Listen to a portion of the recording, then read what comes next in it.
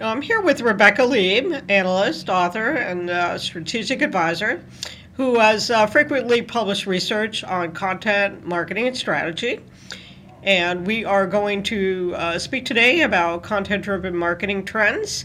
And Rebecca, I want to get to our first question here is, content marketers have been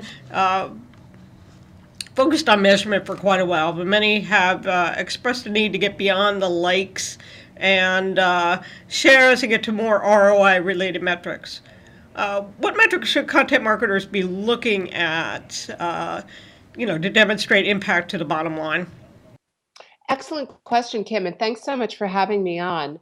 I have been researching the topic of content metrics very deeply over the past year, and it's true what you say is that marketers have an over reliance on what we analysts call volume metrics, likes, shares, time spent on page, metrics that can indicate positivity but aren't necessarily positive in and of themselves, and that content marketers should have expressed goals, and those goals should drive business results. And a like or a share isn't a business result. Obviously, the primary business result is driving sales, and driving sales is a very strong indicator of the success of content. But what I'm trying to do is inspire marketers to discover other ways that content can drive ROI, that you can measure things that you can take to your CFO that aren't necessarily sales. So, for example, in Europe, Sony put up some content about a customer service issue and diverted 42,000 calls from their call center in the first 2 weeks that that piece of content was up there at a cost of €7, which is roughly $7 per call. That's almost $350,000 in recognized revenue from that content, but it wasn't related to sales at all.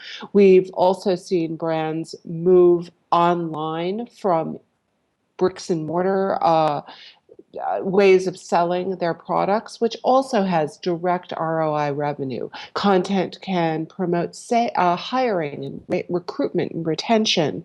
So there are many metrics that can be applied to content to demonstrate its value. So, given that, do you see content marketers spending more of their budget on data and analytics going forward? How much will that increase, do you anticipate? Interesting question. I surveyed a large number of marketers, and their top two stated needs in content marketing software were tied for data and analytics, better measurement. So, absolutely, we expect to see increased spending there. And the other was audience and targeting. And of course, audience is very much based on data as well. So, we're not just talking metrics when we talk about data. It's important to realize that the word data is not the same as the term metrics.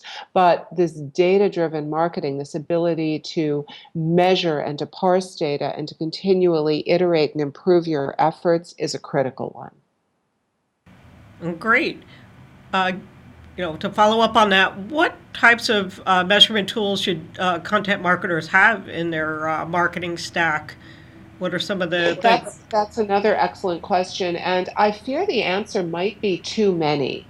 And the reason I say that is because there is literally not a content tool out there, and right now there are over 250 content software offerings on the market that don't offer some sort of dashboard or metrics or measurement system. And it's great that they do, but that's a lot of measurement.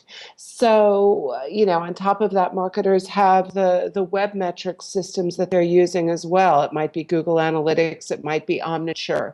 So, key is not which tools should you use, but what integrations are you looking for? Is it with your social media software, with your public relations software, with your business intelligence software?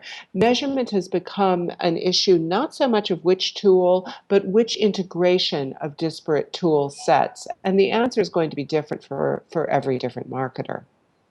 Well, great. To wrap up, where do you see data having the biggest impact on content marketing over the next year? I would like to see marketers using data to fulfill the two expressed needs that they say that they have. One is continually improving content marketing metrics, not just as related to sales, but in ways that they can demonstrate real business, real financial results from that content, whether they're related to sales, hiring, customer service, new product development, iteration, etc.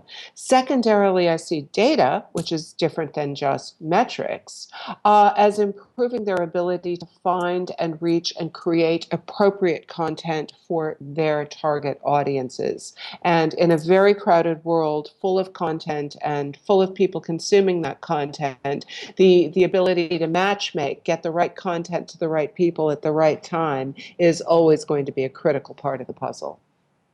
Absolutely, and she said marketers really need to demonstrate that ROI, and that's the way they're going to get there. Well, Rebecca, thank you very much for spending a few moments with us today to talk about content marketing and the role of data. Thank you very much. Kim, it was my pleasure. Thank you.